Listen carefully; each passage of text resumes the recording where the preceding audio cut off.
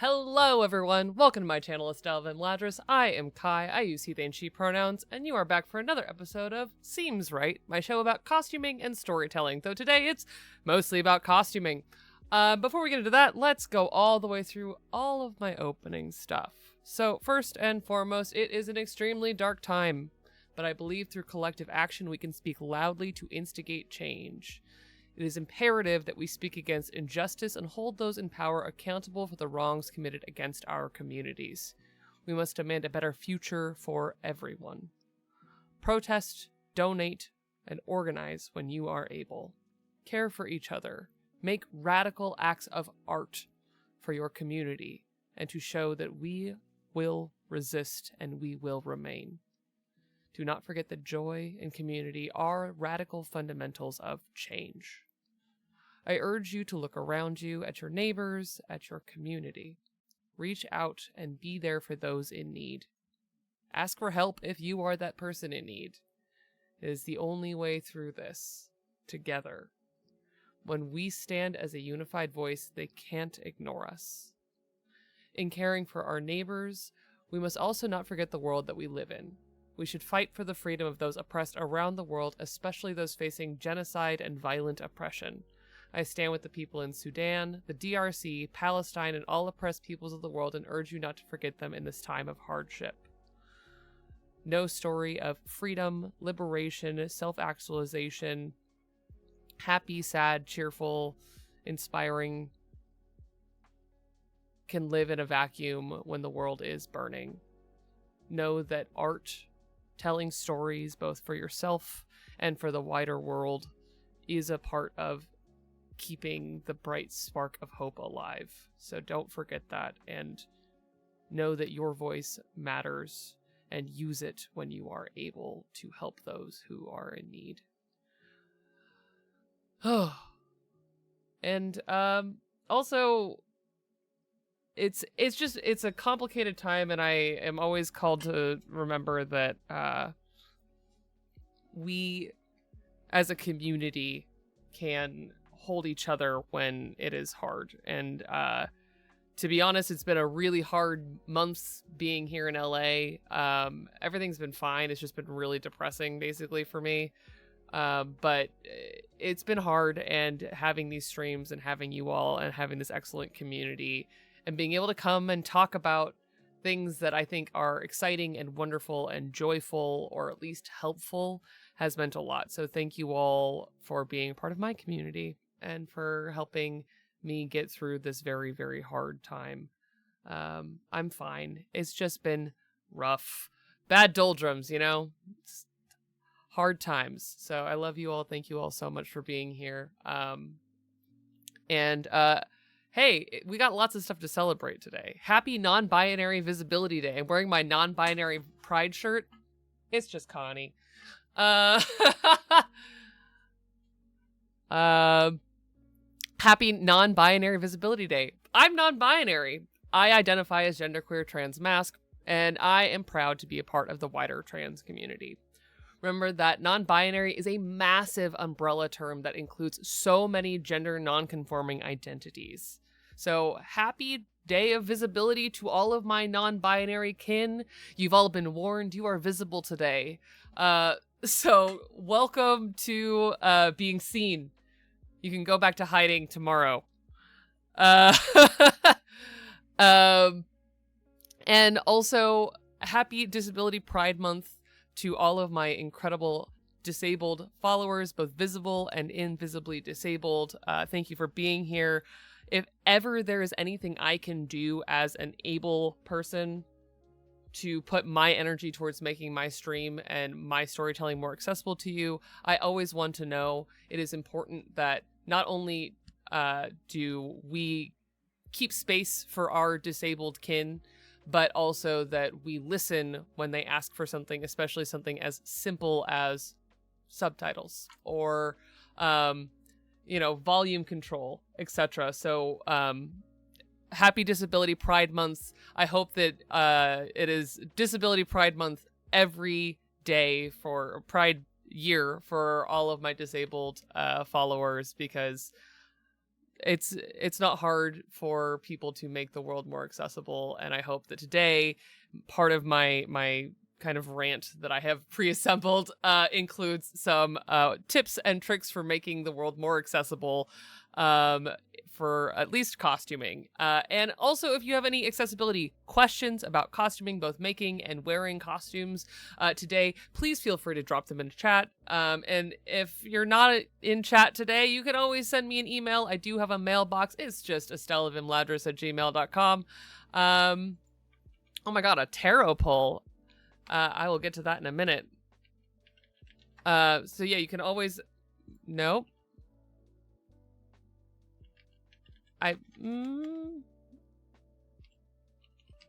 You can always put it... Why aren't my commands working? Okay. Nightbot has abandoned me. But... Oh, there we go. Nightbot has caught up. Hello, Nightbot. So yes, you can always drop me a line. I am always happy to make space for my things to be more accessible. So thank you all so much for being here. Yeah, and before we get into one of my many presentations that I just love making, maybe too much for all of you, hey, if you're enjoying my streams, please consider following, and if you're able to, subscribing. I am an independent content creator, and all of your support helps me continue to tell stories and talk to you about what you can do to make your stories more rich and personal, or the world more accessible, or maybe just a cool piece of information that the next time someone asks you, hey, how do I do this or this when I need this accommodation, maybe you'll have more information after today. You can always follow along on all of my adventures over here on Twitch, or you can watch the VOD about a week and a half later over on YouTube. That includes every episode of this show, Seems Right, as well as all of my gaming adventures in my Game Night series, where I've played Unpacking. I know how to speak today, I promise. Unpacking, Stray, we played some Baldur's Gate, we've played some Marvel Rivals, and now we're jumping into playing 1,000-Year-Old Vampire, my first solo actual play. I've decided to actually embrace the fact that it is an actual play, and I will be treating it as such. So we're doing a 1,000-Year-Old Vampire series as well over there. So you can watch all of that here on Twitch, and then once the VOD goes away over here on Twitch, you can watch it over on YouTube, and subscribing over there is free, and it helps me out. So you can go check out all of that. I've also recently updated some of just the visuals of the channel over there, so you can go and enjoy all of the updates and stuff. And last but not least, as far as announcement goes, I'm so excited that today we released a sneak peek of the upcoming game, The Home We Remember, which is written by the team behind Lori's House, led by our fearless leader Humna. The Home We Remember is a game about exploring imperfect memory and reshaping ourselves, our memories, and our communities in the face of a tragedy. It will be published through Frivolous Bear Studios soon, so keep an eye out for more announcements. Please go check out the cool little teaser. There's a small clip of a page from the game that is in there, and I'm just absolutely obsessed with the art, the layout, the game itself, everything about it. I'm so proud. So please go check out The Home We Remember and stay tuned for its eventual publication, which is not that far off because I've seen the book. Cool. Well, on that note, let's talk about it. Let's get into the subject of today's Seems Right, which is costume safety and accessibility. I'm going to start with a little explainer as to why this is occurring, why I am the person you should listen to, and other resources to look at outside of just my opinions and learned information. So first of all, for those of you who don't know, I have worked in costuming professionally for well over a decade. And a huge chunk of that work was actually done at Disney Parks and Resorts, where one of the things that I specialized in was safety and all kinds of accommodations for everything from physical wear and tear on a performer. So that includes dancers, that includes, all kinds of performers doing live entertainment work there in very demanding costumes in settings that had pretty high safety expectations, all things considered. So I did a lot of work with the safety team over there, both for the performers and for the costuming. And one of my specialties was footwear. So there's a whole section in this that I'm going to talk to you about shoes. I promise to avoid talking too much about feet. It is so much more about like accommodating your foot, and all of the like nuance and safety around shoes. But it's also going to include my experience as a cosplayer, as a actual play performer, as a professional costume designer, costumer, working in theater and film. So I am here to impart to you my knowledge about costuming safety. But first of all, because it's also Disability Pride Month, I wanted to also make space and kind of start this off on the opposite side of safety and talking about how everything needs to be more accessible and ways that you can make costuming more accessible. And safety is a part of accessibility, in my opinion, because no one is going to have access to something unless it is kept safe and used responsibly. So I'm going to start by talking about accessibility and tools and ways to think about costuming, both making and wearing them, from the perspective of it should be more accessible, and here are some tools to make it more accessible that exist now. But also ways that maybe the costuming world has failed the disability community, and how we can do better, and places where hopefully it can improve, both from within the disability community and on the outside. So I have a presentation because I love a presentation. Haha! Costume safety and accessibility. Let's talk about it. So, accessibility in costume making.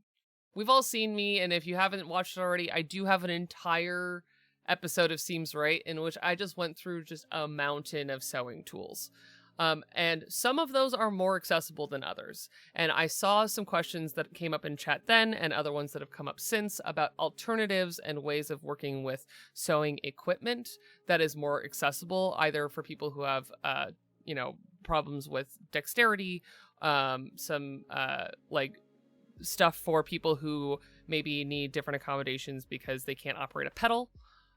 For a sewing machine, there are so many scissor options and things like that, as well as cutting tools. So I wanted to talk a little bit about those. And this is definitely not the beginning. But this is definitely not the end. This is just a place to start. And again, if you are someone who is looking for a tool that would make it more accessible for you to engage in sewing or wearing costumes, all stream, please drop those in chat. I am so interested in what you need, because for me, I've gone out of my way to make my sewing stuff more accessible because I have an allergy that I need accommodation for. I have pretty devastating ADHD sometimes, so I have tools and tricks that I have integrated into my life that makes it more accessible. But I want to know what you need, because everyone's accessibility needs are so different. So please drop things in chat, at me in chat, and I will try and make sure to also cover that if I have any answers, or places to look if we don't already have answers. So first and foremost, I believe that costume making is for everyone. There are so many tools out there for all types of costume making, whether that is actually sewing or accumulating costumes. And this also includes accessibility, not just for disability, but also for the fact that costuming is very expensive.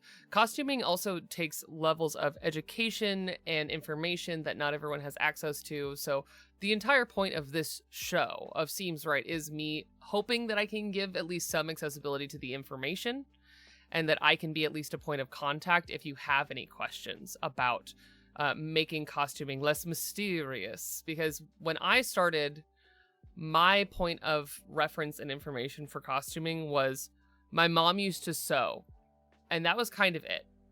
And my mom sewed professionally. She sewed bags for sporting goods. She's very good at sewing very like industrial things, and knew her way around industrial sewing equipment, which was very cool. I did not make use of that. I should have, and I didn't. Sorry, Mom. And like seeing people talking about teaching people to sew, being self-taught how to sew. And while sewing is something that you can learn kind of on the fly, in my opinion, I did. I learned a lot of really bad habits because of it that I have since kind of worked through and found education that said, like, hey, maybe this thing that you've been doing since you started sewing and wouldn't let anyone teach you wasn't smart, safe, etc. So I'm hoping to also alleviate some of that. Thanks, Mom. So the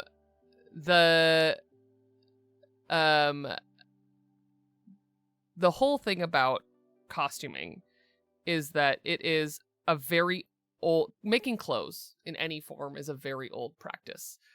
And there are various levels of education available for the process of making garments. But even at the highest level, there is a lot of like just clandestine protective practices around keeping the information. And it doesn't need to be. And the access to information, including and especially tools to help people access sewing better, should be less mysterious. And so that is my hope in doing all of this today. So let's start with tools for actually making costumes. I've talked about how to buy costumes, and if that is something you can afford or are able to do, that is a tool that is available to everyone. You can go check out last week's Seems Right about how costumes are made, which really got into the meat of how people do the budgeting and choices about buying, sourcing costume pieces. It actually did not talk at all about how to sew, because that's not really how costumes are made. Like, that's a part of it for sure, but so much of costuming is actually buying things. And so I do include a little bit about that. But the first slide is one that I really like because I love accessibility tools that are physical, touchable, and help lots of people. So first of all, lesser known tools for accessible sewing. There are so many cool tools that help people engage in sewing that aren't just, you know, ball-headed straight pins, sewing machines with pedals. And one of the ones that I was when I was talking to everybody about how to thread a needle, everyone asked, well, my dexterity won't let me do that. And I have a tool in here for that. It's this strange pink thing.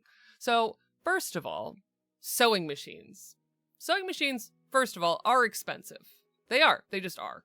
And I have some tips about where you might be able to access them without buying a $300 machine and having a place to store it in your life. But also, there are sewing machines that have accessibility tools that I think are wonderful. There are all kinds of digital sewing machines, first of all. They will not take an input and then just sew a garment for you. What they are mostly for is for programmed stitches, embroidery.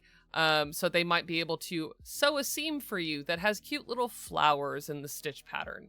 That's great. Those are not necessarily accessibility tools as much as they are design tools.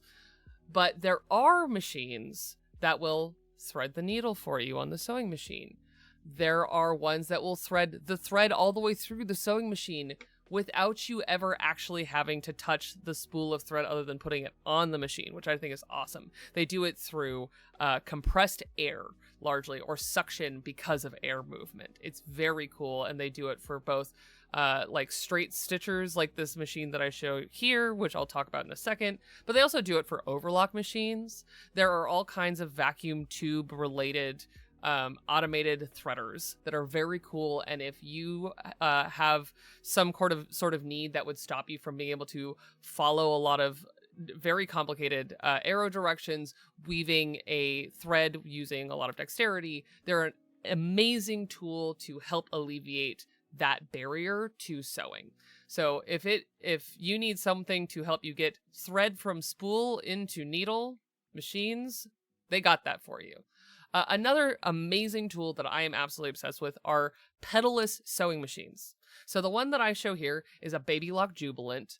They're not cheap. Again, a lot of this comes with the caveat that unfortunately a lot of accessibility, especially for people who are disabled, is expensive, and that sucks.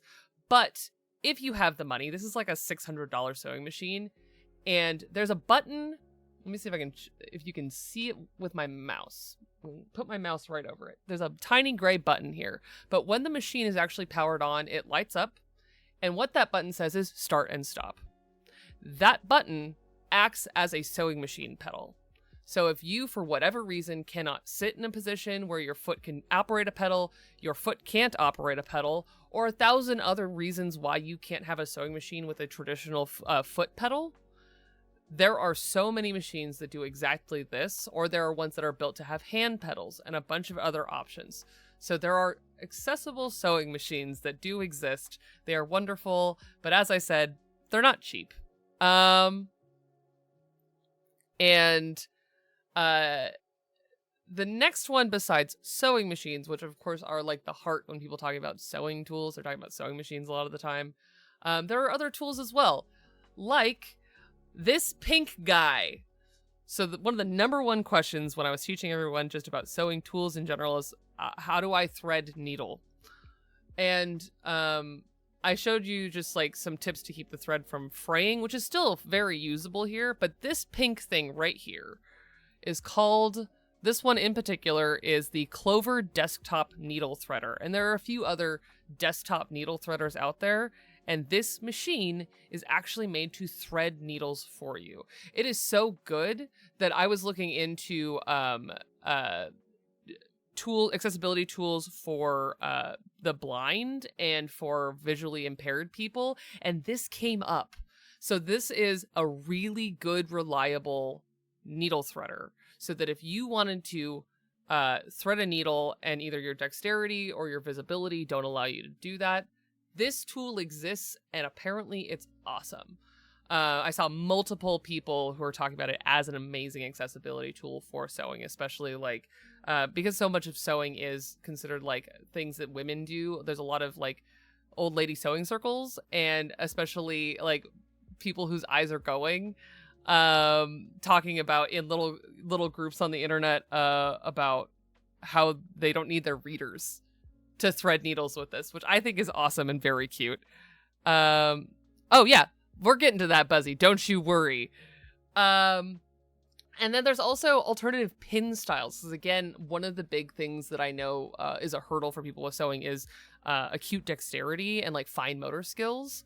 And sometimes people just can't grab things like the small head of a tiny pin. Like, I don't know if I showed you all, my straight pins have less than a 1/4 inch of a head on them. I like really fine tools, but those are not for everyone. And really, I shouldn't use those pins either. That's a whole other thing. So these pins are called, what do they actually call them? Easy grasp pins. And these are by Prim, which is a really like well-known sewing tool company. And they are meant so that you not only can grab them with like the end of your finger, but you can grab them with the side of your finger. You can grab them between your fingers. You can easily grab these pins and remove them. So it is easy to pin, easy to remove. And then they also make pin holders that specifically are made to hold only the heads of the like points of them, so that the heads are on the outside, and again, easy to grab and maneuver. So if you need help handling pins, there are easy grasp pins and pin holders, as well as pin cushions that are made to make it so that pins are easier to hold. Unfortunately, they're still going to be largely very small and fine, but they're easier to hold and easier to operate. Okay. The next are every kind of scissor under the sun exists. Just saying in chat that there are left-handed scissors, and if you are left-handed, buy left-handed scissors. I know that seems very obvious, but I know so many people who struggled through sewing that were left-handed and just said, well, I just don't buy left-handed scissors. You should do it. It's actually very good, not only for your dexterity, it is also good for your ergonomics. Like, you should definitely buy tools that work with the way your body operates. And that goes into like huge parts of what my big rant about accessibility today. but buy scissors that work for you. And that's not just about left-handed scissors. There are also scissors that are made to help with the torque required to operate scissors.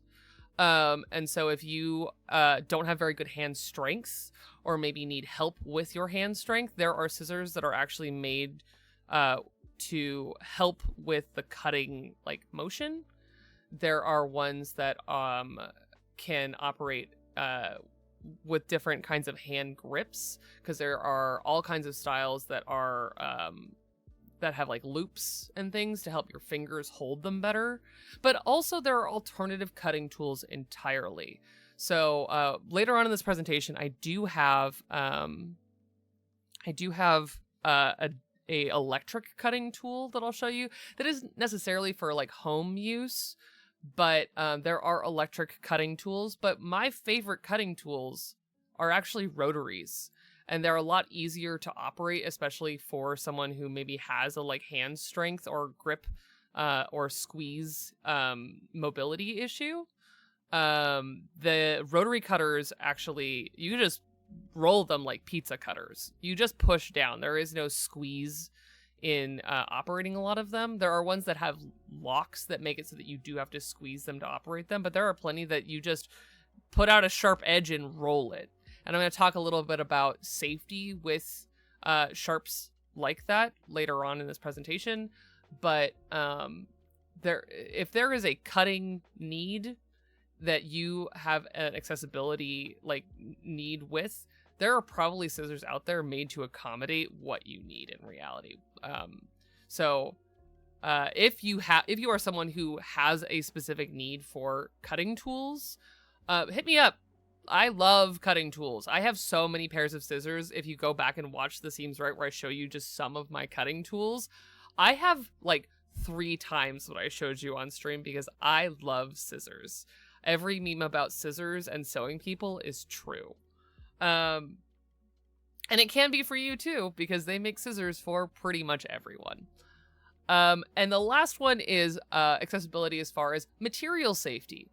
So I'm super allergic to nickel. Most of the tools that I've talked about and the ones that I've shown here on stream are covered in nickel, and I shouldn't touch them. I'm very allergic. And nickel is genuinely just bad for you, and you shouldn't touch it a lot anyways. But there are a lot of nickel-free sewing tools out there because of people like me going, hey, I sew professionally and I can't touch this stuff. So if you have the money, which they're not cheap, but there are a lot of nickel-free alternatives to nickel-plated sewing tools. Another one to keep in mind, and it's something that goes also into the next part, which is about wearing costumes, is alternative fibers. One of the biggest accommodations that should be obvious in every theater department, professional costume shop, costume department for film and television is people have allergies to everything.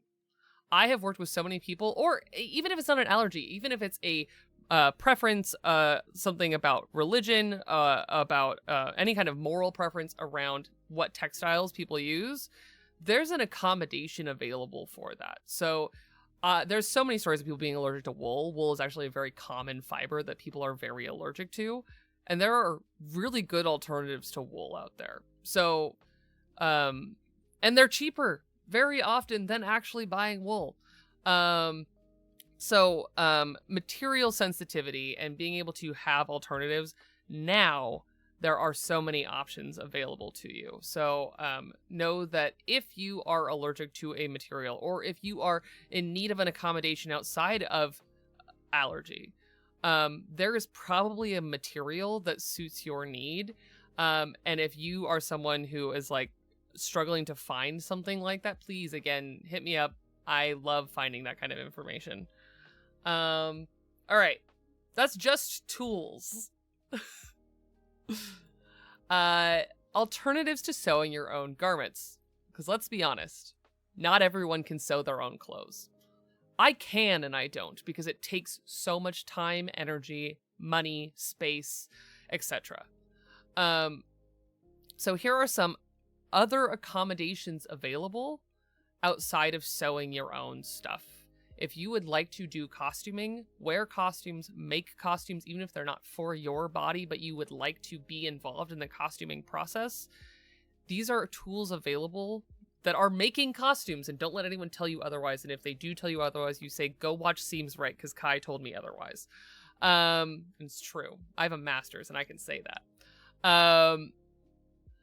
You can always alter things. I am a big fan of alterations. That is the majority of the sewing that I do these days for myself, is hems and like taking in garments, letting out seams, that kind of stuff. Alterations, which is any kind of change to a pre-existing garment, are one of the easiest ways to get a garment and make it yours. And so one of my biggest tips is actually that a lot of dry cleaners, especially like old style dry cleaners, have alterations available on site. They're usually relatively inexpensive in reality. So if you are someone who wants to do some kind of costume, and whether that is Halloween, theater, doesn't matter. If you would like to be involved in costuming but cannot sew enough yourself to confidently alter a garment, there are people in your community, I can almost guarantee you, that will hem pants for $20. Maybe 30 these days. It's been a while since I've paid someone to do that, but like, it is there, it is available, and for the most part, they're gonna do whatever you tell them to do. And that's gonna be taking in garments, letting them out if they're able to. That's not always possible, but if you buy pre-existing garments, and especially if you are someone who needs an accessibility accommodation, I actually highly recommend like finding a tailor that you can rely on that's probably, hopefully inexpensive, that will alter things for you. And that includes, like for all of my limb different friends out there, like altering garments to accommodate for prosthesis or for like covering a cap or things like that. Like all of that is available. And then the other one to think about is for alterations, if you are able to sew, there are some amazing tips and tricks out there available about how to put on garments on bodies other than what is sold in regular stores. And that includes back openings, wrap openings, non-button closures like Velcro and things like that. There are plenty of places that if, again, going back to the dexterity need, if you need your clothing to be closed with snaps instead of buttons, there are solutions to that a lot of smaller like dry cleaning places would probably do for you. So I encourage, and again, if you are either looking for resources or need to kind of have a little more specific guidance on that, I'm happy to, help with that as much as I'm able. You can always reach out because I've done a lot of alterations and work with people who are in wheelchairs, use mobility aids, have mobility restrictions where they can't bend their arms back enough to put on jackets and things like that. All of those are able to be worked with in the world of costuming. It is just a matter of finding the people who will say yes to you and do it within the way that you are able to engage with, both financially and physically, because you actually have to wear it. And then purchasing. I put in big bold here though. Purchasing garments is a viable costume alternative for anyone, but it can be very financially limiting. In the case of accessibility needs, I find that this is one of the biggest places that we lack. I haven't forgotten about your poll, Indie Wanderer. I'm actually going to annoy myself about it and not go to the next slide. Okay, but first of all, a rant. Because, boy, do we need a better way of doing costuming, especially bot costumes, because there's just not a lot of good purchasable alternative body type costumes. There just aren't. There aren't. And I'm sorry. Like, that's bad. That's bad on the people who make them, and bad. It's just bad. So one of the things that I know is true, because I know people who do this, is if you are someone who would like to have a costume and you have specific accessibility and accommodation needs, there are a lot of people in the disabled community who are costume makers. And a lot of them do take commissions. So if there is a specific costume, like say you want to cosplay and you have some money to put towards that, I would look for a costuming person that might understand your accessibility needs more specifically, and it keeps the money in the community, you know, and that's something that I think is very important. But I know multiple people who have done like costumes professionally, who like sew and do commissions, who are disabled and like are very acutely aware of the needs for that. And there are also professionals like me who have done a lot of work with people with accessibility needs that make costumes. So especially in theater, I would say if you can find someone who works in theater that is willing to do commission work for you, like that's going to be a better bet than just going to some random person that you find on TikTok. Yeah. So that's, unfortunately, that last part, I don't have a good answer, and that sucks. And I'm sorry, honestly. But you can always purchase stuff and alter it. All right, before I move on fully, Yeah. Indie Wanderer, I owe you a tarot pull. I got jamming. I was so excited and so juiced up to rant about how I was like, there's gotta be costume companies out there that specialize. No, there's some, but they're not. I didn't find anything to write home about. And that was very upsetting to me. Okay. We're gonna do my Wild Unknown tarot that I love so much. And we're gonna just shuffle. I'm gonna shuffle nicely in hopes that maybe this time it's not a reversed card. And that happens way too often on this channel, and I'm sorry. Didn't happen to me on Lori's house. Doesn't happen to me when I do any other kind of tarot reading. It's just when I'm live on Twitch. I'm sorry. Okay. Here we go. What do we got today? It's reversed. I tried. The Mother of Cups. I love the cup suit in general. The Mother of Cups.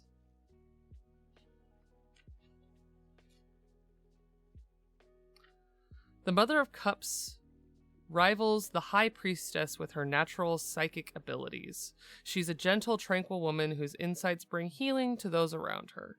She thrives amidst her family, the arts, music, or beauty of any kind.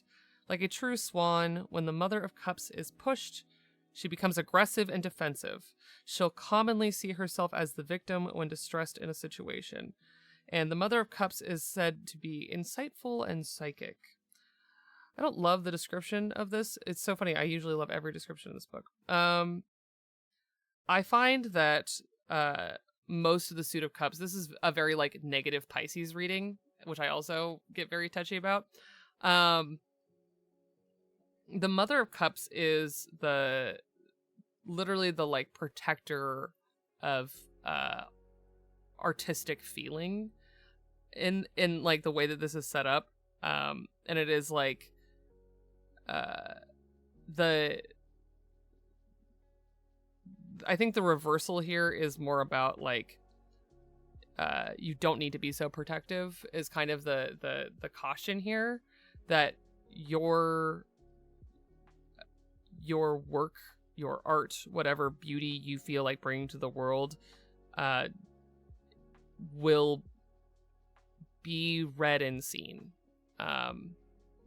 and that your insight is not wrong, but that it doesn't need to be don't need to use it to protect yourself. Yeah, come on. It's like one of the only ones that I've read that I'm like, I don't think I've ever pulled that card in this deck. But yes, the High Priestess, however, like that's a very big comparison because that's a huge card. Because the High Priestess is like insightfulness, wisdom, and mystery TM. So kind of take that as the kind of North Star of this card, is that insightfulness and the love and what's the word I'm looking for? Not protectiveness. It's close enough. Of the arts and your work and other people's work, is still love, and that should be enough. Yeah. Thank you for that. As always, everyone, you can mass those Corvid points and redeem them at any time, though there are only 2 tarot card pulls per stream because they take a while. And you can hear me really get down into the paint with tarot if you go listen to Lori's House, which is available wherever you get your podcasts. I'm like, wow, words are leaving me, especially P words. Wherever you get your podcasts, which is a TTRPG. Oh my gosh. Which is a actual play using tarot as the core mechanic, and you can go check the game out, coming very soon from Frivolous Bear Studios. Thank you so much for that. We're gonna go back to costuming's expensive. Hey, costuming, it's expensive. But here are some interesting tips. One of them you've heard me say 1,000 times, and I will say probably 1,000 more on this channel, which is reuse stuff. Some fun examples include many materials that can be used in costuming, both during the development process and the final costume, are available as packaging, which I think is fun, and I've definitely done it 1,000 times. Cardboard and plastic from everyday packaging can be reused for both mock-ups and final things. I have so many things that have like cut up soda bottles as part of the like lens or a rounded surface that I've then recovered and reused for different things. Another alternative available that I think of often that most people I don't see use enough is, instead of resin, which is A, expensive, and B, can be kind of toxic, if it doesn't need to stand up to high heat, you can always use hot glue, which is way cheaper to cast molds and do things like that. It's less of a fine finish, it's a little less durable, but hot glue is moldable and cheap. And there are also just many other everyday materials, and of course the big one that I will say and say again, and you can probably hear me rant about this in most like really in-depth costuming streams like this, which is you can buy things secondhand. I love buying things secondhand, and then you can go back to what I was talking about on the last slide of getting them altered. And that includes things like thrift stores, vintage stores. You can buy things secondhand on the internet through eBay, Poshmark. There's a lot of reseller things out there. Buy things secondhand. It's great. I do it all the time.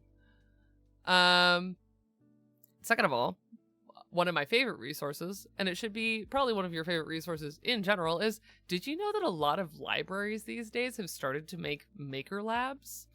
I haven't heard of any that have sewing machines. That doesn't mean they don't exist. But at least the library that I grew up going to, as well as libraries that a few of my friends work at, like all over the place, have maker labs that include not only like more job-related training of learning things like Microsoft Office and Excel and all of that stuff, which are all very important tools, which if you've ever seen me make a spreadsheet, I love a spreadsheet. But they also have things like 3D printers and laser cutters and vinyl cutters, because it is becoming more and more clear that part of education is making things, and woodshop just isn't enough anymore. So, yes, so Indie Wanderer is saying they think that their library has sewing machines and a Cricut. A Cricut is a vinyl cutter or multi-material cutter. I have a Silhouette, which is a similar product, that is a digital cutting machine. So just like a printer prints what you tell it to print, the digital cutting machines cut in the pattern that you tell it to cut. I'm a big fan. And so look into what your library has as far as usable tools in your library, largely for free if you have a library card. I don't know if that's just in America. The ones that I know of are all in America. On an international level, I know that there are also maker collectives that allow people to come in and use their space, but I cannot guarantee that there are those near you. But in the US, the maker labs are definitely becoming a thing. Not only do they have one at the library that I grew up going to, but they also had them at my university. Oh, where is this question?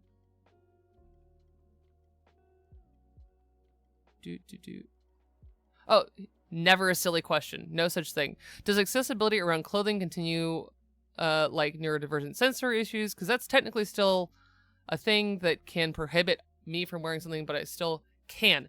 Yes. Okay, so this goes back to the materials thing. So sensory stuff is an accessibility need. That includes bright lights, fabric that doesn't feel good, sensory things that don't feel good, including compression, oversized, contact in different parts of the body. Like, there are all kinds of sensory needs that go into wearing clothes, because wearing clothing is very personal. And for my lovely neurodivergent friends who have sensory needs, some of the best things that I recommend is, like, as a person who has some sensory needs, like, I feel you. I salute you. And know what fabrics, learn the names of the kinds of fabrics, and learn the names of the materials that make the fabric. So that's not just like, I like wearing sweaters. It's, I like wearing acrylic sweaters, not wool sweaters. Acrylic is a kind of yarn that is used to make sweaters. They are soft and wonderful. Wool is, I can wear wool, but like, I know a lot of people who can't because it is scratchy, dry. Certain kinds of polyester blends and things like that. So my tip is to keep yourself happy, material types, the fibers that they are made of, and how they are woven are very important because it changes how fabric feels against your skin. Another thing you can do is wear barrier garments. There are plenty of really like soft, like cottons and things like that that tend to be pretty sensory friendly.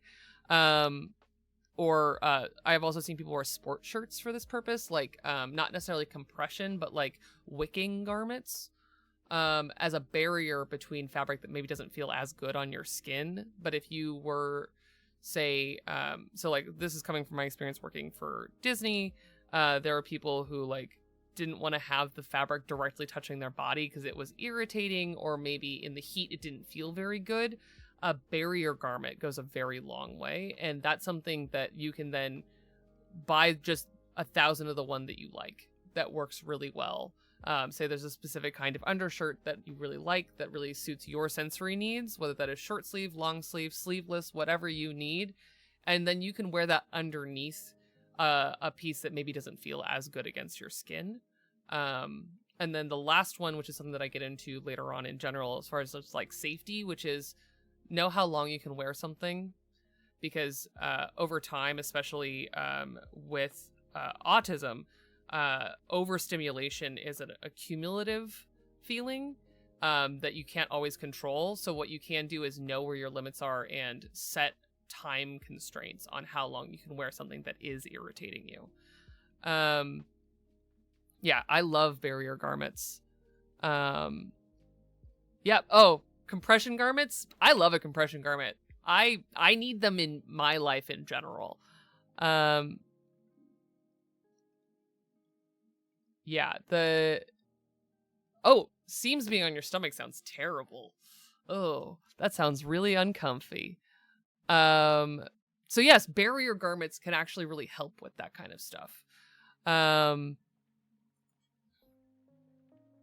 Yeah. Oh, Erica. And so yeah, know your limitations is kind of one of the big things, and that's kind of true of most disability accommodation in general. Is that, and I think I have a panel still coming up, but thank you so much for flagging that, Indie Wanderer, because that's a huge accessibility thing. Is texture and sensory, and this includes also heat This includes light exposure. So if you are someone who, especially for like cosplay, if you're walking around outside, wear sunglasses if you have a light sensitivity, wear a hat, wear a costume that has those things if you really want it to be part of your costume. But like wearing things that you need is important. And this includes masks. Masks are accommodation for everybody, right? So if you are a person who's going to a largely populated event, plan masking into your like clothing needs. And again, plan on knowing how long you can wear a mask and do that. Okay, next one. Accessibility and costume wearing. Here it is. Wearing costumes can be fun and inclusive, but sometimes it's awful and hard on bodies and minds.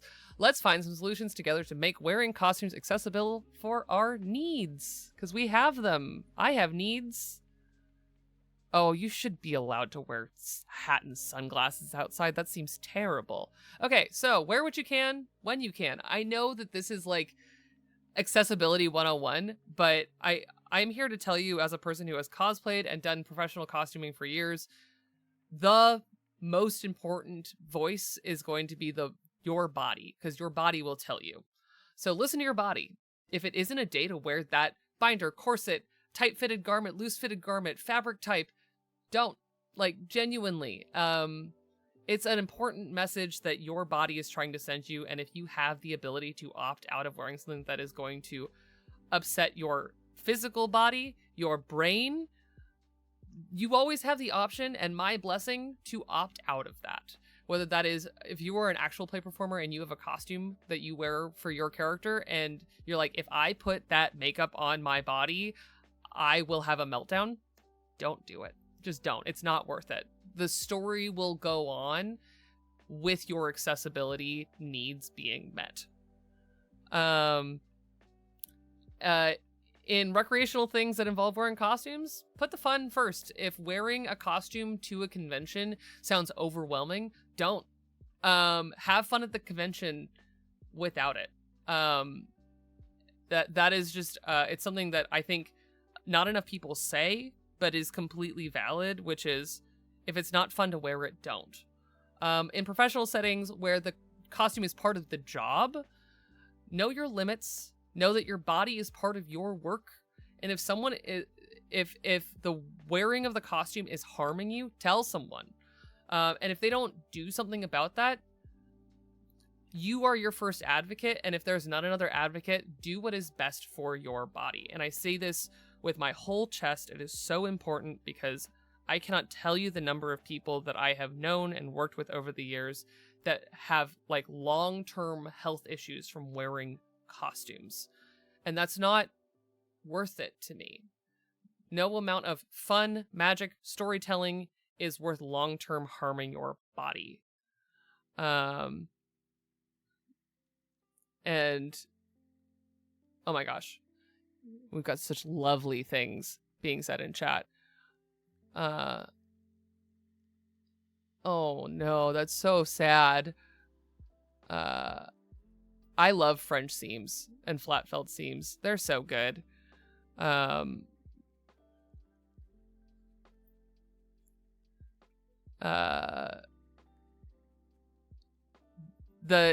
thing about interoception is so real. As a person who has dreadful interoception, that's why I set timers and boundaries around when I have to stop at a convention and eat. Even if my brain's like, we can keep going forever. It's like, no, hey, if you don't eat in 2 hours, you're gonna be really upset and angry and unfortunate to be around. So like, set boundaries for yourself. Keep track of things like how long you're wearing your binder. And that's just an everyday thing. If you wear binders, or if you wear even like tight fitted sports bras, underwire, fitting shaper garments, set constraints around how long you can wear that, because you would not believe how upset it makes your body if you exceed what you are comfortable with.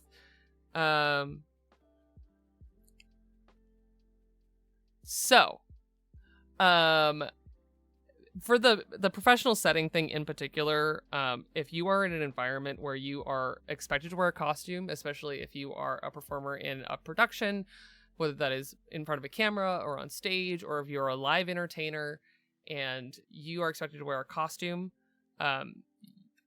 unfortunately, people can't help you until you say something, which is actually something that should be said 1,000 times. But also then it's on the job of the costuming people and on the job of whoever is in charge of you as a performer to listen.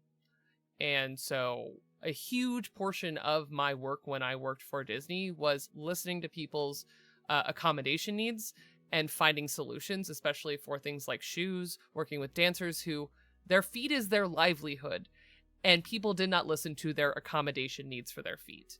And that's dreadful. It is becoming time to take a break, Saribot. You're right. And that is another accessibility thing that I put in for me. Because sometimes I have to get up and stretch and drink water.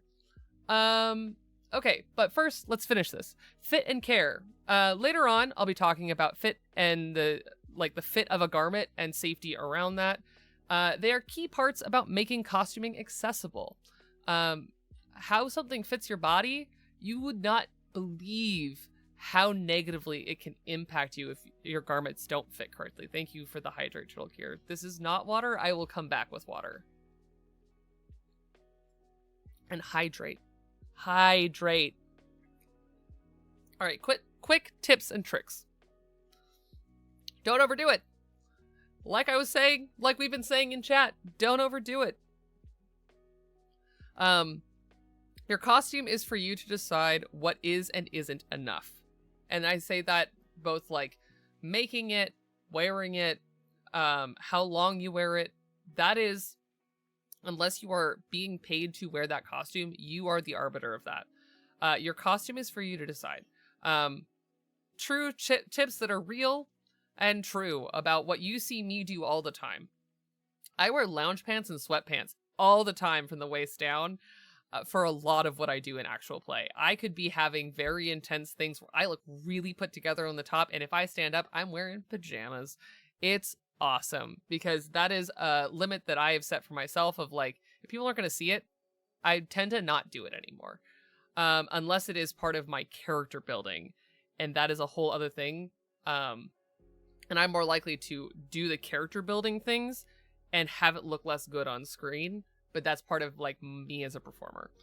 And another thing, as a very neurodivergent person, I try and condense my mental workload so that I can make costuming sustainable for myself. So when I have a look for a character, it tends to live on a hanger in my closet, completely assembled, complete with a piece list of all the things that go into it, hanging bags for accessories and things like that, so that when it comes time and I'm rushing in from something, switching to a different costume, doing something else, and I am going, okay, where are all of my pieces for Zynon? They're all sitting together. I know exactly where they are. I don't have to worry about it, so that it is one less thing that I have to worry about in my very busy brain. And then do all of your daily accessibility things. Like, if you are a person who lives in a body that has specific needs, which every single human on Earth does, but some of us just have more specific accommodation needs, do those in your costumes. And if someone tells you that you shouldn't or you can't, they're wrong. Use what works for you in your everyday clothes, and this includes the sensory stuff. This includes if you have mobility needs, if you use mobility aids, like, put those things into your costumes, because you will be so much happier if your body's happy, if your brain is happy when you're making and wearing your costumes. And never overstimulate your body or your brain, which we're going to talk about next in our safety section, because that's a part of safety. So we're going to talk about costume making safety, costume wearing safety in the second half. But first, I need everyone to get up, stretch, move your body around, because it is your important tool that you have to do fun things. And if you got any pets, go pet them. Give them extra kisses from me. And I'll see you all in about 10 minutes. Hi, everyone. I was enmeshed in snacking, if I'm honest. Hello, welcome back. I am done shoving a bunch of snacks in my face. And petting cats. The most important pastime. Though in this case, it was unhooking my son's claw from my sofa. Welcome in everyone who came in over the break. You are in store for more talks about costume safety. So we did a bunch of rants about accessibility at the beginning, about ways to accommodate different needs for the practice of making costumes, as well as the practice of wearing costumes, and some tips and tricks and some wonderful community conversation about accessibility needs in the chat. And now for my rant about how safety is accessibility, because all humans, if you are interacting with a thing, need safety to safely access things. These all kind of tie together because I think accessibility should just be a thing. I know that's a wild idea in this world, but to that end, a lot of these do kind of bleed into also accessibility topics. And yeah, so I'm gonna switch on over. Okay, so costume making safety. I have this subdivided because I could go on forever about all of the things. Yes, accessibility is personalized safety. You're right. So costume making safety. Making costumes is dangerous. I have taken people personally to the hospital because of making costumes. I personally probably almost narrowly avoided going to the hospital more than once while making costumes. So making costumes is dangerous, and here's ways to avoid making it too dangerous. Because boy, it's harrowing sometimes. I have my water. My real water. So there are sharp things, moving parts, chemicals, particulate, and so much more involved in making and even wearing costumes. So when making costumes, wear PPE. If you don't know what PPE is, it's personal protective equipment, and it's awesome. PPE is good.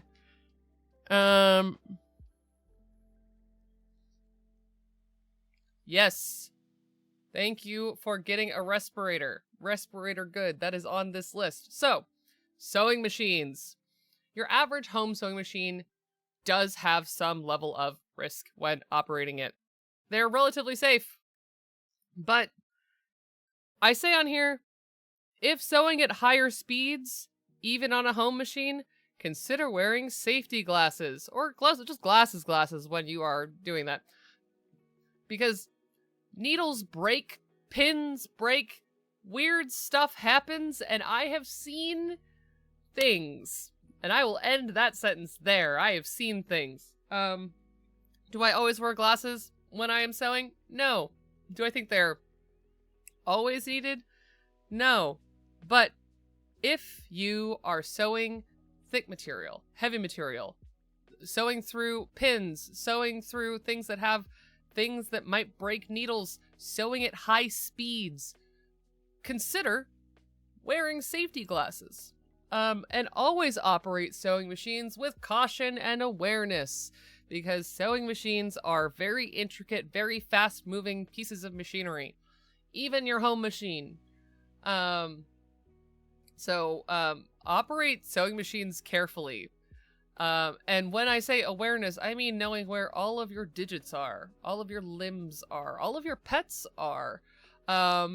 Because things happen in the blink of an eye, and as a person who has sewn into the wee hours of the morning, trying to meet deadlines, I have seen very near misses.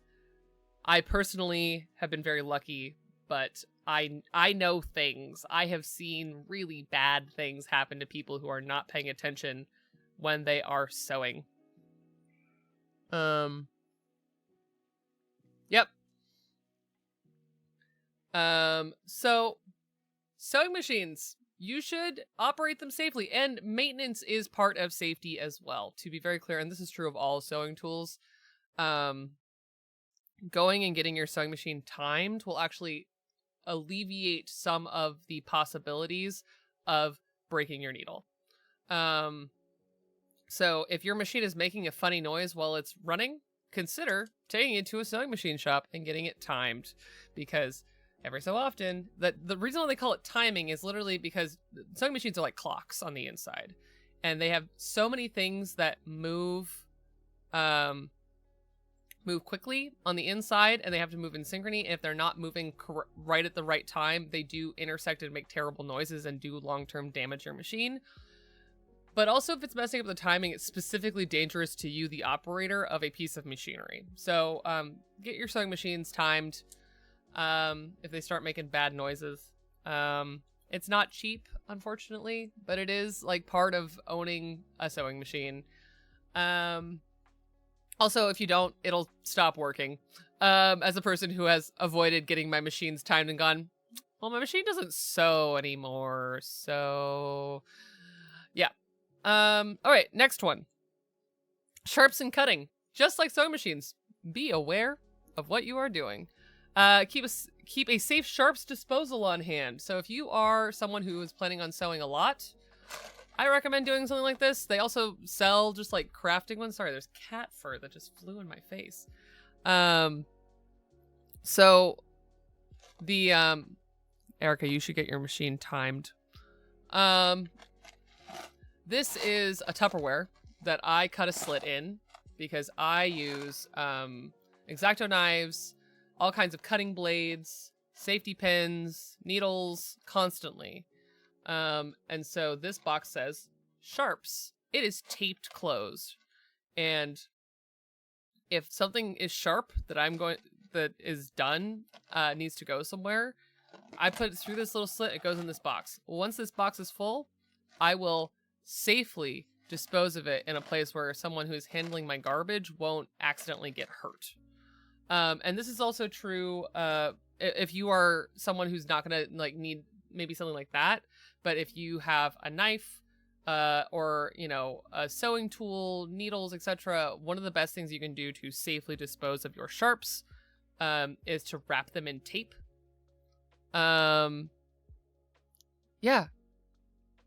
That's a great idea. Putting your needles and things in a bottle like that it is keeping not only you safe, but your community safe, because the people who are handling your garbage, whether that is your roommate, your parent, the people who come and pick up the garbage, anyone who might be interacting with it, it's a safety thing. So keep a sharps disposal on hand, because no one wants tetanus and sharps are dangerous. Use a proper safety tool for cutting implements such as cutting mats, covers, gloves, and locks. You would not believe the number of safety tools that exist for cutting. There are so many. One of my favorites, I should have pulled up a picture of it. Let me see if I can find it really quick. But there's a glove that is specifically made for people who are cutting. Yeah. Knife gloves. I can't promise this one's great, but this is a glove made of basically chainmail. Because that's a thing that people need when they're operating certain kinds of sharp objects. Chainmail gloves is a cutting safety tool, and I just think they're neat and useful. As I mentioned earlier, talking about different ergonomics and accessibility tools for cutting, these are examples of rotary blades. So the like swoop of all the yellow things. The squeeze one at the very top is the one that I have. These are all Olfa is the name of the company, and they going all the way around like. The one in the middle, the little tiny one, and the one on the very bottom are ones that if you just slide the little lever on it, you can just cut. There's no squeezing involved or anything like that. It's just pushing down and rolling. And then the big strange shaped one is actually for cutting huge sections of fabric. So you can put that flat on a table, the straight edge on the very top of what you can see. It cuts through the fabric by just like running it through, like driving a toy car. They're wild. Yeah, left-handed scissors. We listen. We love a left-handed scissor here. As an ambidextrous person, I'm a nightmare because I'll just pick up any scissors and use them. But if you are a left-handed person, you should definitely get left-handed scissors. And then I was talking earlier about electric cutting tools. So this picture down here on the bottom is an industrial electric cutter. They are very cool. They are also industrial because you're not going to need this. But what this person is probably doing is bulk cutting pattern pieces out of yardage of fabric, because the way that professional like industrial clothing manufacturer works is they'll take huge yardage and fold it all on top of each other and then bulk cut pieces for different sizes. So this person is probably bulk cutting a bunch of yardage. But that is basically a table saw for fabric. And then the last one on here is thimbles are good and you should use them. And I'm saying this also to myself because I don't use them enough. But thimbles are good and you should use them. And if you want to see cool examples of thimbles, I did have some in my sewing tool stream over in an earlier episode of Seems Right that you can definitely check out. They make leather ones, silicone ones, metal ones, plastic ones. Maybe don't use the plastic ones. They tend to suck. But I do recommend thimbles. They are another really good protection against all of the sharp things in sewing. Yeah. Next up, if you're working with adhesives, you should be very careful as a person who has done this wrong many times. Read all safety guidelines for the adhesives you are using. Follow them. I know that seems very, very obvious, but please read the adhesive guidelines. Take them very seriously. So my one catch, people are talking about pliers in chat. My one catch on pliers is they can put burrs in your needles. They're very useful. And what I would recommend is actually getting ones for jewelry. So they're talking about using pliers to pull the needle through instead of using a thimble, which is great. But if you're going to do that, my recommendation is to get pliers that won't grip really hard on your needles. And then even if you can't see it with the naked eye, they do put burrs in the sides of your needles. It'll not only catch on the fabric, it'll make it harder to sew in general. But jewelers' pliers are made to not create those burrs in jewelry metals. So they would do the same for your sewing needles. Yeah, the pliers are good. I use them when I'm doing leather work to pull needles through, even though I should just cut holes in the leather like a normal leather crafter. Anyways, that's bad and I shouldn't do it that way. So back to adhesives. Read all the safety guidelines and follow them on the adhesives that you use. There are so many adhesives that are used in the creation of costumes. And this is also something to think about when you are wearing costumes, especially newer costumes, especially if you didn't make them and don't know all the adhesives. And when you are working with most adhesives, well-ventilated area, respirator. I'm serious. Oh, thank you for the hydrate. Risky. Hello. I'm just throwing things. So, respirator. This is my respirator. Big fan. Love this thing. It is graded for particulate and some fumes, though I definitely need to change the filters out. But it is what I used when I was learning to do dyeing, which I also talk about in a better way than just doing it the bad way. But this will help filter out particulate from dust. There are ones that are specifically made for chemicals, which if you're working with adhesives, you need to have the ones that protect you against chemical inhalation. But you should use these because you only get one set of lungs in theory. And you should take good care of it. No costume is worth hurting your lungs. So, respirator. And wear gloves. because your skin is not made to have heavy adhesives put on it. Wear gloves. And this also is true for resin. You should do all of that with resin. You should sand resin with a respirator on because the particulate is bad for you. Yeah. And then paint and dye. Again, read all the safety guidelines. There's so many on all the packages for these things. I didn't. And this is the one where I was like, I was nearly in a lot of trouble because I was doing a dye job in my college dorm with no ventilation, and it made me very sick. Don't do that. Wear a respirator, work in well-ventilated areas, especially if you're working with dye. Like, you have to work in a well-ventilated area. Do not mix it with any of your food tools. If you are going to eat with it ever again, it should never touch dye. I would honestly avoid doing the good old laundry machine dye. I think that gets really messy and messes up your laundry machine very quickly. And in general, you should only be dyeing in well-ventilated areas with respirators and gloves. That's it. There are exceptions to the adhesive one where, like, you don't need a respirator to work with Elmer's glue, Sobo, hot glue, that kind of stuff. But, like, a lot of other adhesives, yeah. But with paint, there's some paints with dye, there's no option. You wear a respirator. Yeah. Okay.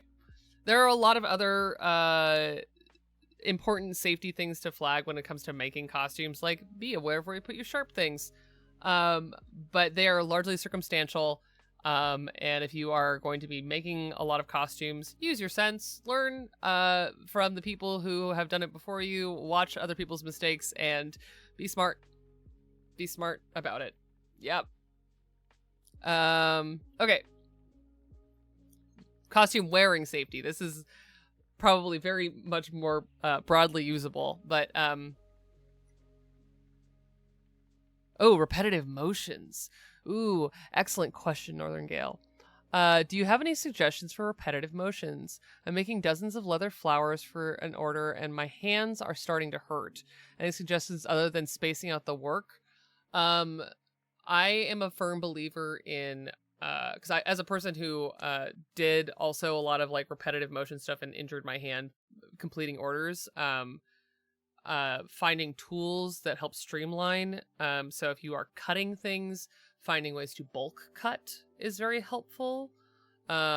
Where if you are, say, hand cutting them, yeah, you might just need to space out the work, which is a terrible piece of advice because if you can't do it, you know.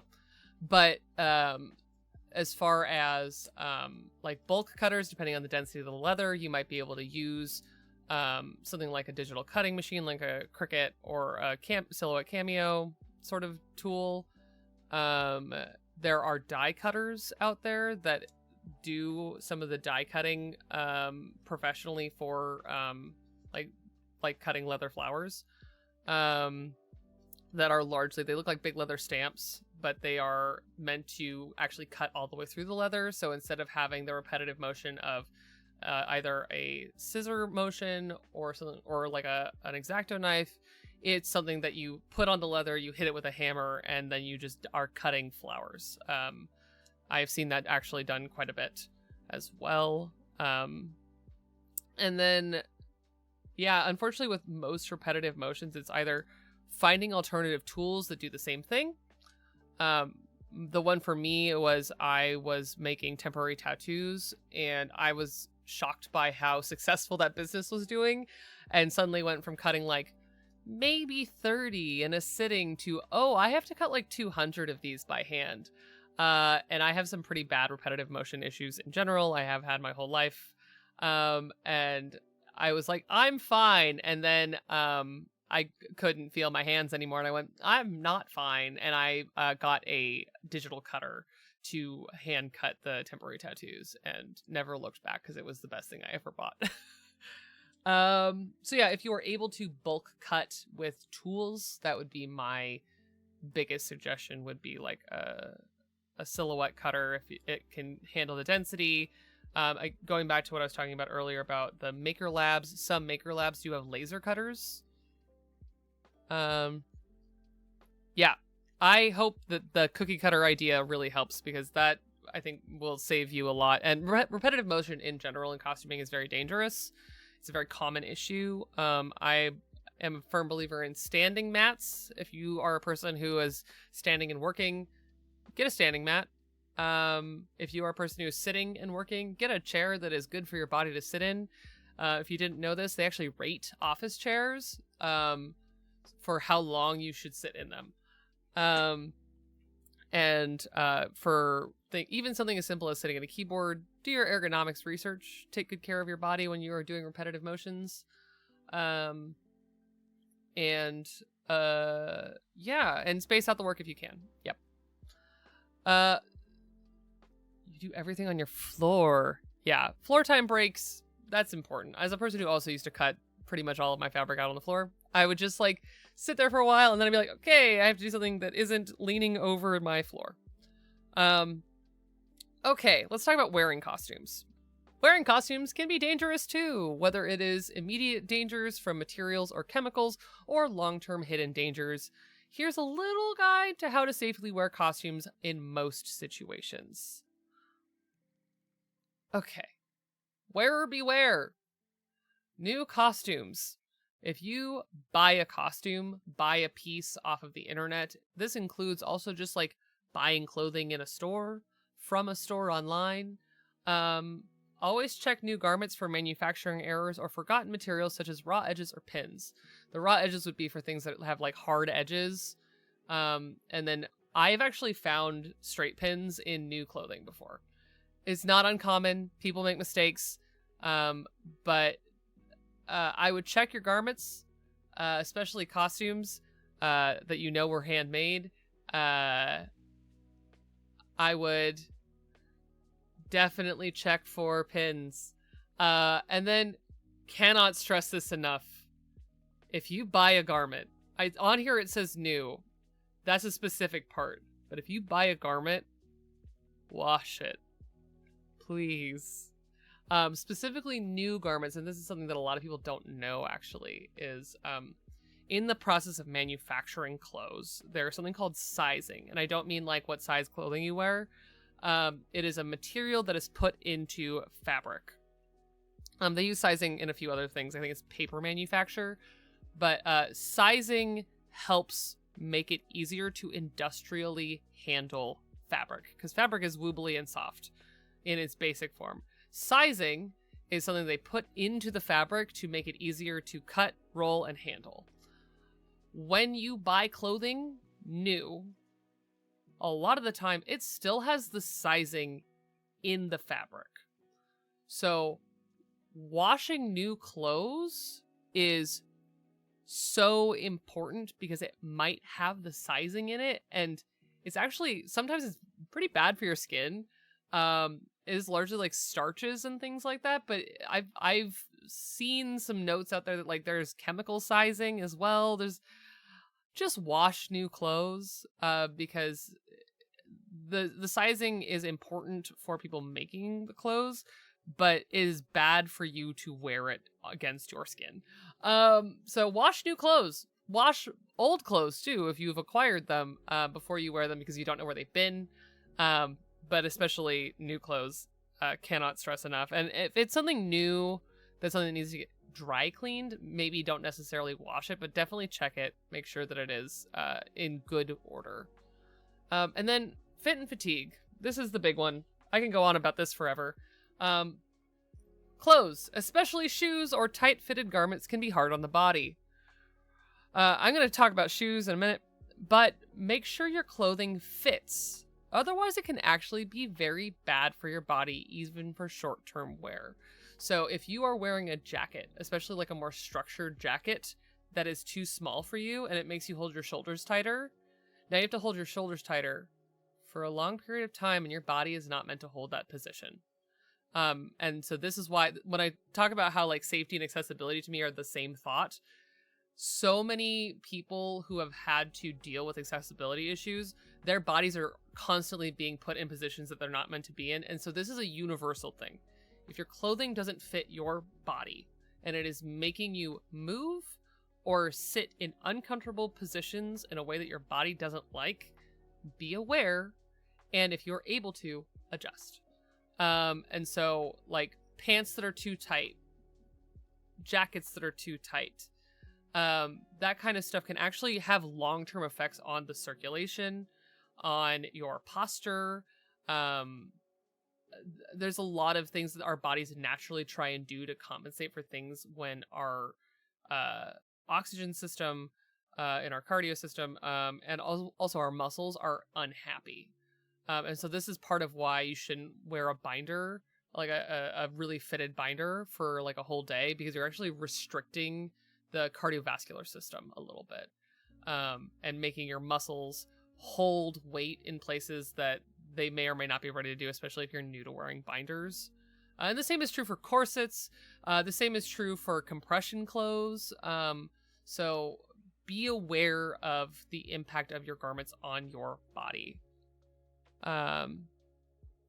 Okay. Sneaky costume issues. Things that people forget about, especially cosplayers, but also just people in general. Temperature. Listen to your body. I know that's like, I've said this multiple times this stream, but you should listen to your body and you should drink water. I'm going to do it again right now because I forget to. Keep your body cool either through ventilation or cooling accessories. So when I say cooling accessories, I mean like those cute towels that have the beads in them, but also there's some really cool high-tech options that are out there that if we're talking like on an industrial project, you know, actually like corporate project is the place that I know this from, but they make vests that are like water coolers for your computer, but for your body, where they have like tubes that connect to water cooling systems that keep people cool even in the heat. There are also ice packs and fans and things like that that are they're there to help make your body keep a more healthy body temperature. And then the opposite, staying warm. Layering is a really good tool. We're talking about layering as a sensory thing, but layering can also be a temperature thing. So like people who are ice skating, for example, like especially figure skaters, they make a special tight that is slightly fleeced on the inside that is specifically designed for people to wear when they are ice skating. And it makes it look like they're not wearing anything at all, but it is a nude color tight that is fleeced so that they can stay warm and keep their muscles warm, because I don't know if you know this, but like athletes, when they say like warm up, they actually mean like their muscles are warm and they need to stay warm because otherwise you can get really injured. Yeah, cooling towels are great.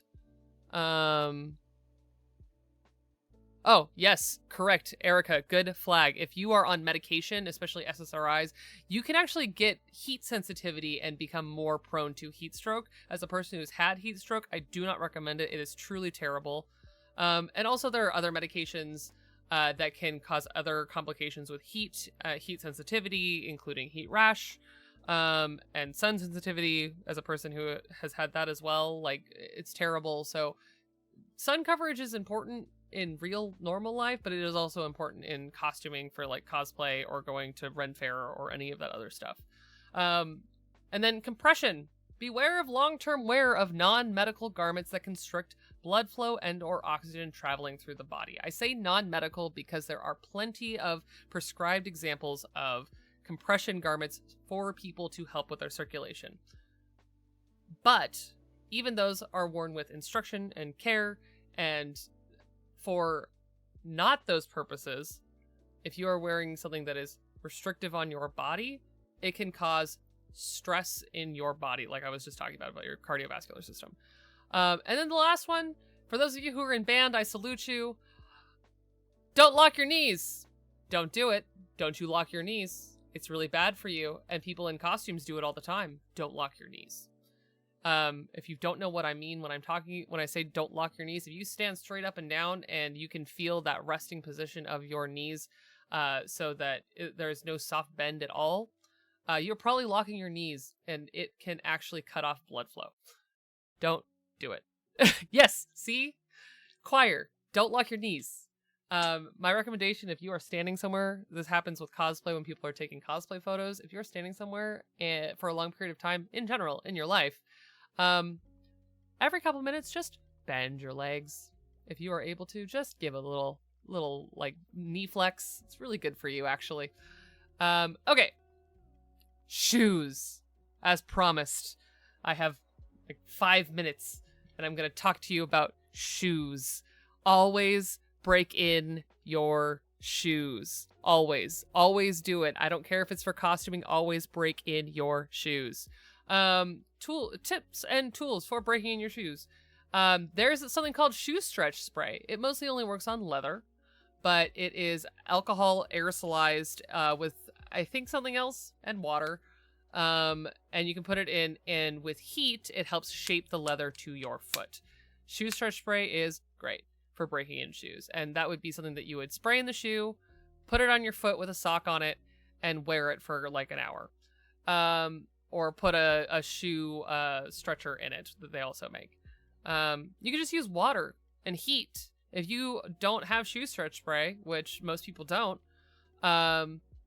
you can get some water in a bottle, spray the inside of your shoe, put on a sock, and wear your shoe for a little while. And that works on pretty much most shoes. And then, obviously, air it out. The other one, yep, Sam is in chat talking about the Ziploc bag filled with water overnight in the freezer is good. I've seen that go wrong. I have. But my weird tip that I definitely have done multiple times and it does work is lightly moistening your shoes and then sleeping in them. Obviously put bags over them so you're not wearing your shoes in bed where they're getting all your stuff gross, but I have definitely slept in shoes because the way you break in a shoe is you get your body heat and the shape of your foot embedded in the fibers of and the stitching of that shoe so that it fits your foot better. And if you do that, it will alleviate a lot of the long-term pressure of actually walking around in that shoe. Because you'll notice new shoes, pretty hard. And even shoes that if you bought them secondhand, you should still do a little bit of this. The thing about the freezing thing is also that you'd have to have space in your freezer, and I don't always. But there's also just like, you can just sit around and watch TV in them, and the longer your foot is in the shoe, the better it'll be fit to your foot.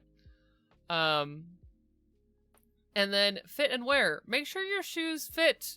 I know that one seems obvious, but as a person who used to buy just like shoes from Goodwill that just kind of were the right shoe for the costume, and then I wear it to a con and then wonder why my legs hurt, make sure you buy shoes that fit. And get new ones if they start to break down. So tools to help you make sure your shoes fit. There are, as I was saying, there are like shoe stretchers. They are wooden things that you like twist and they expand. They're good if you have like bunions or any kind of bone sensitivity as well on your foot. This is what orthopedists, if they're working directly with your shoe, will do, is they actually take a shoe stretcher and they make little dots to deal specifically with bunions on them. It is an incredible tool if you are someone who needs a shoe stretcher. There are many available. Look for the ones that are made of wood. Plastic ones are garbage. For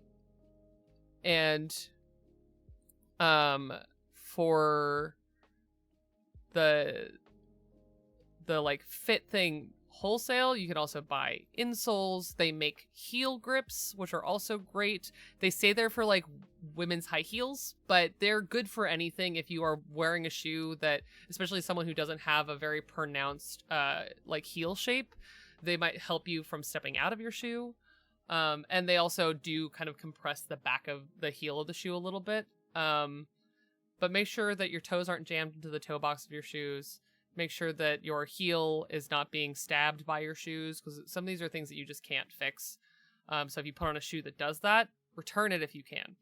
And then as far as shoes wearing out, there's some really like secret and sneaky ways that shoes wear out that people don't realize, but shoes wearing out is actually very, very bad for you. Let's see here. Any recommendations on shoe brands that last a while during daily use?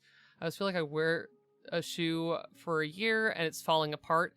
For daily wear and tear, my recommendation is to buy walking shoes, like from a brand that you trust. Like I've bought a lot of Asics and Nike, but there's also New Balance and just like shoes that are made for people to stand in. If you work shoe warehouse, I think is the place I'm thinking of, is like a place that literally just sells shoes for people to wear when they go to work. But that means that they're shoes that are meant to be worn, stood in, because these are for like people who work in kitchens and in the service industry.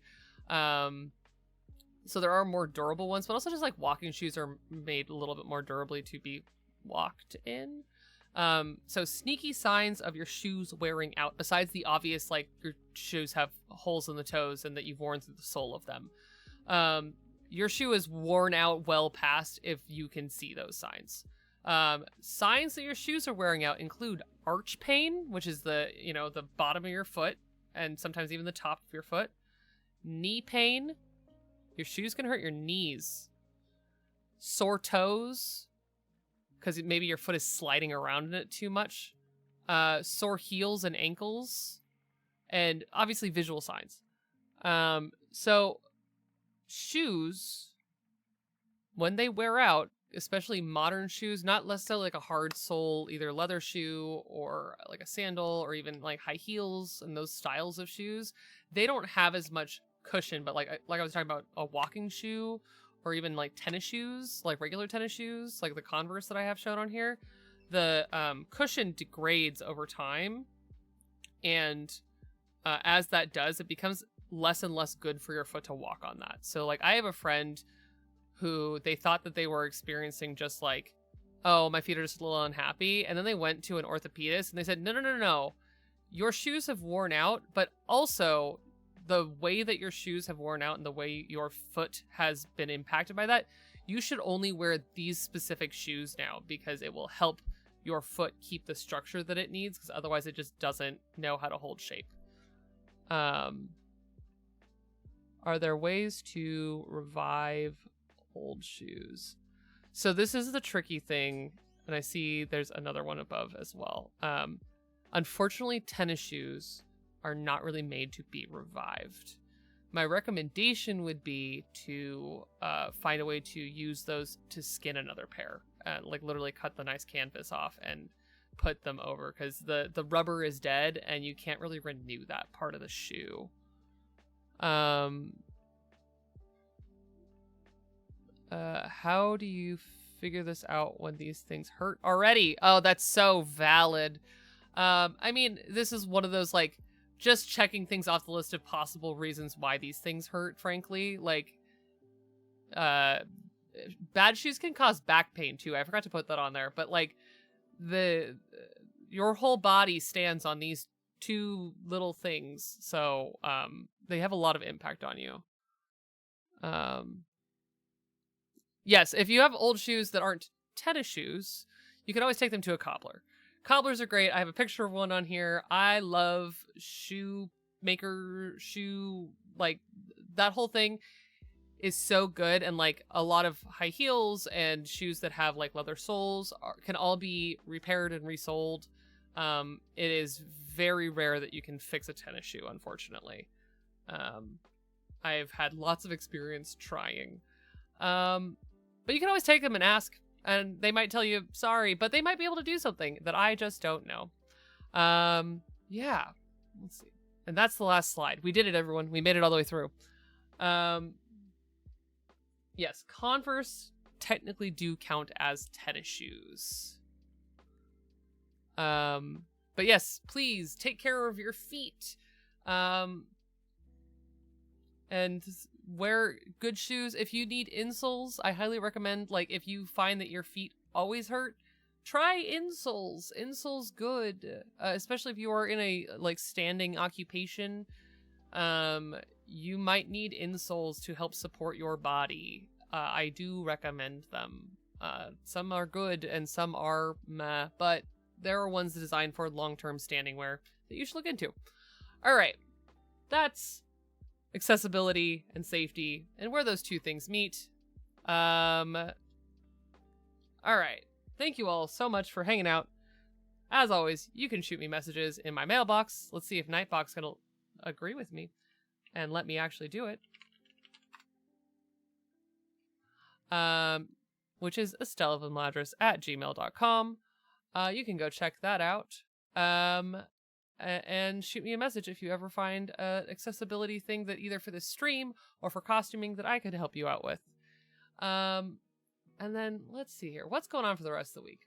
That was a great Seems Right. I needed to say those things so badly. Okay, this week, tomorrow, I will be over on Happy Jack's RPG with more Road to Nowhere, where I'm playing a perfectly very helpful, that's a complete lie, drone pilot named Kilo, who is looking for his body, which is apart from where he has physically been in the game. That's a normal problem that people have. And then you can find me back here on Wednesday with more of our 1,000-Year-Old Vampire game, in which we're actually going to start playing. So we did Care Gen last time, and that was it. But I really enjoyed the Care Gen, and we can now dive into the adventures of Saku, our Japanese vampire fleeing from the very, very early stages of the Tokugawa shogunate in Japan towards probably the Netherlands. I think that was the destination. What could go wrong? And then you can find me live on Twitch or live in person on Thursday here in Los Angeles at the Roguelike Tavern for the Roguelike Rumble. We'll be live on Twitch at 8 p.m. I will be DMing as 4 champions fight to the death. It is a Dungeons & Dragons PvP deathmatch that you, the audience, both online and in person, can influence, including giving the players magical items and giving me lair actions and all kinds of things. So you can come and see me DM as my horrible DM persona for that. It's a good time. It's a ruckus show, and it's going to be a great time, and only one champion will emerge, and it'll be great. So that is on Thursday with Pick Your Poison Productions. And then I will be offline for the rest of the week doing all kinds of things to do with maybe Transplanar RPG. And then let's see what else. What else is happening? Who am I?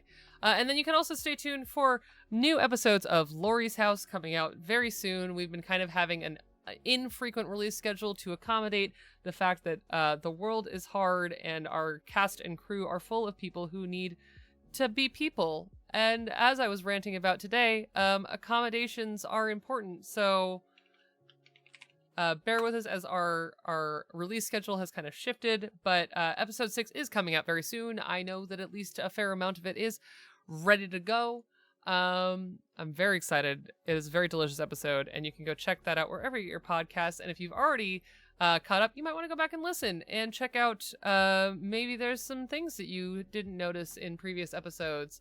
And if you would like to discuss Lori's House or any of the other amazing work from Tender Vicious Studios, we now have a Discord server where you can come and theorize about all of what's going on in Lori's House. You can talk about how good Gudyo was, and check out all of that, and get the fastest information about our forthcoming game, The Home We Remember, through Frivolous Bear Studios, that we're playing in Lori's House. And with that, I'm going to go find someone super cool to raid. Thank you all so much for letting me just give you all of this information and hopefully advocate for some accessibility in the space of costuming, and give you all tools and tricks to feel like you can actually do costuming, because I know that it can get very bleak. So thank you all so much for hanging out, and I will see you all on Wednesday. Well, I'll see you all tomorrow for Road to Nowhere, and then I'll see you all on Wednesday back here for more of our 1,000-Year-Old Vampire. In the meantime, we're gonna go right out. Good night, everybody.